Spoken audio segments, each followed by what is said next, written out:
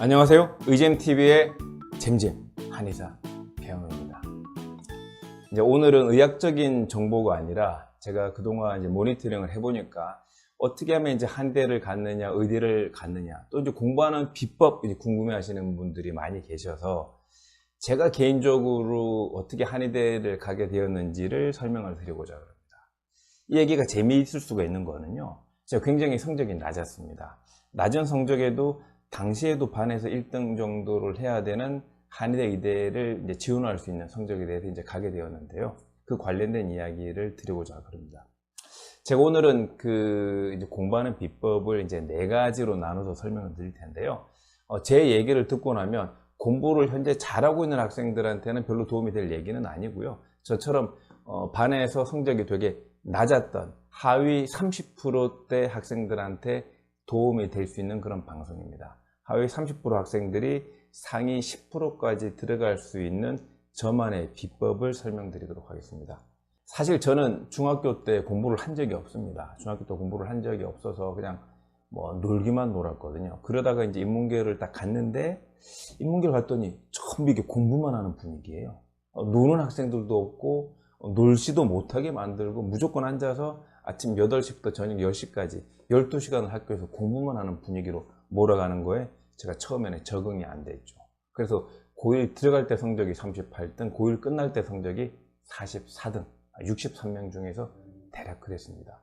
고1 끝날 때 성적 44등은 팩트입니다. 팩트. 원하시면 증거자료로 제 목요일 부산의 양정고등학교를 가서 떼어서 보내드릴 수도 있습니다. 아니, 어떻게 반에서 44등 하던 사람이 반에서 1등 하는 한의를 갔냐? 그 비법 알려드리겠습니다.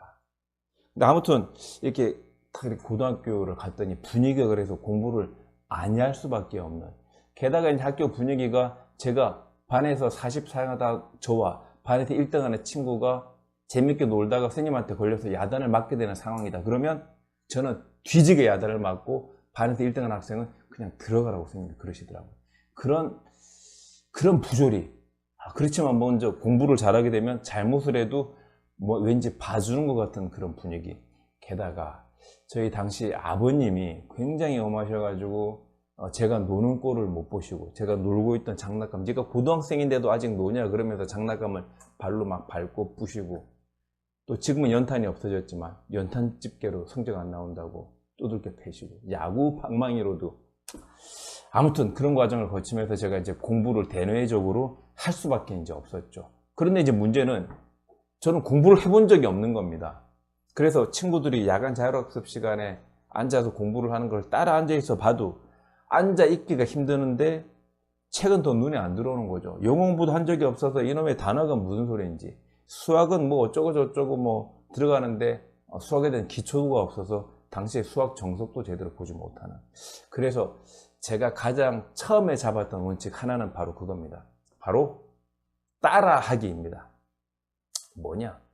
제가 공부를 할 수 없는 습관이 있으니까 공부를 할 수 있는 습관으로 바꾸기 위해서 공부 잘하는 학생을 따라하는 걸 목표로 잡았습니다. 그래서 학기별로 공부 잘하는 애들을 목표로 삼아서 그 친구를 따라하기로 했었는데요.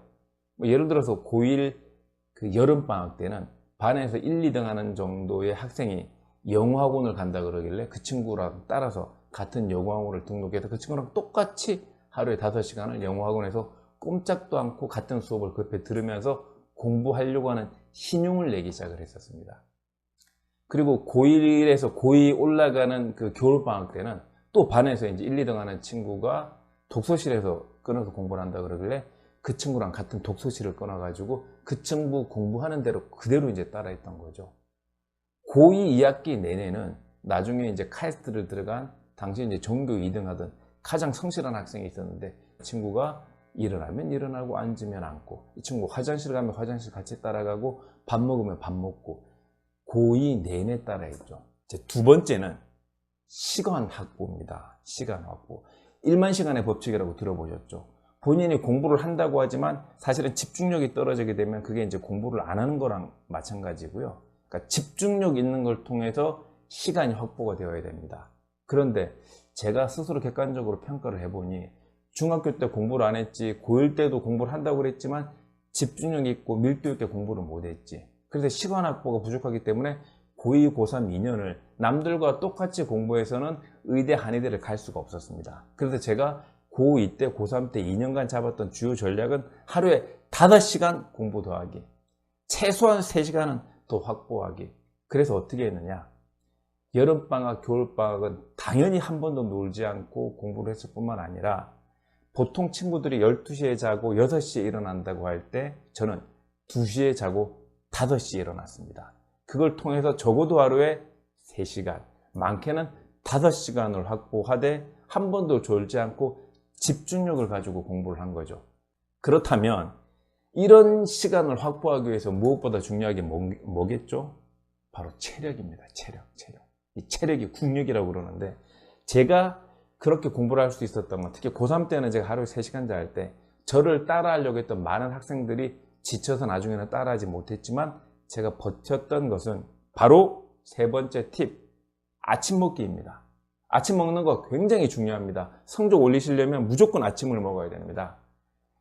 뇌는 탄수화물을 받아들여서 대사를 하기 때문에 아침에 밥을 통해서 먹지 않으면 사실은 머리가 생각보다 잘 안 돌아갑니다. 그리고 두 번째, 생각보다 공부는 집중력을 가지고 체력을 굉장히 많이 소모하는 분야이기 때문에 잘 드셔야 됩니다. 고기도 실컷 먹어야 되고 밥도 실컷 먹어야 됩니다. 물론 소화가 안 되신다 그러면 소화가 잘 되는 방식. 그래서 저는 청국장 많이 먹었습니다. 청국장. 특히 소고기 또 중요합니다.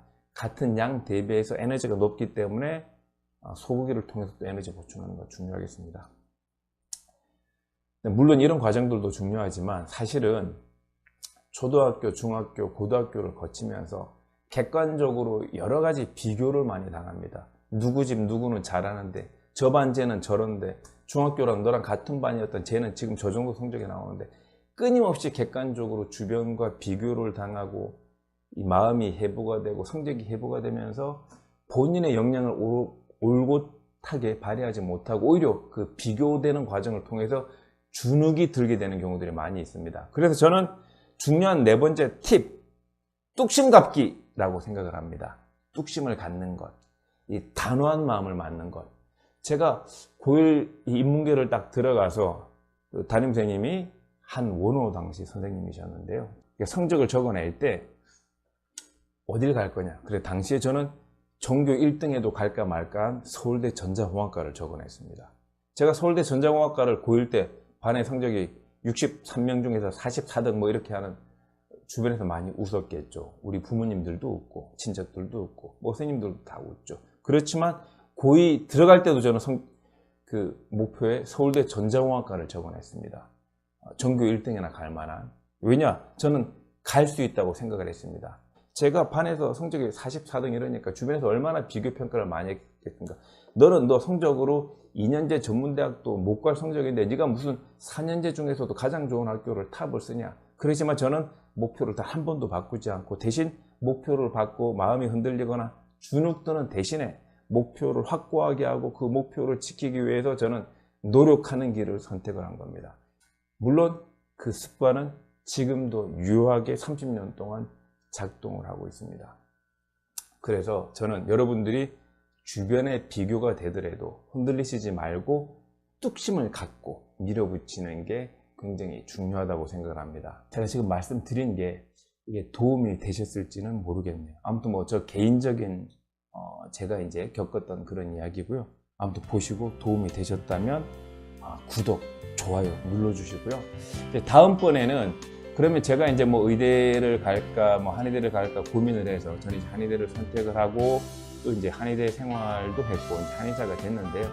과연 이제 의대 생활, 한의대 생활은 구체적으로 어떤 걸지에 대해서 한번 제가 간략하게 제 경험을 설명드리도록 하겠습니다. 감사합니다.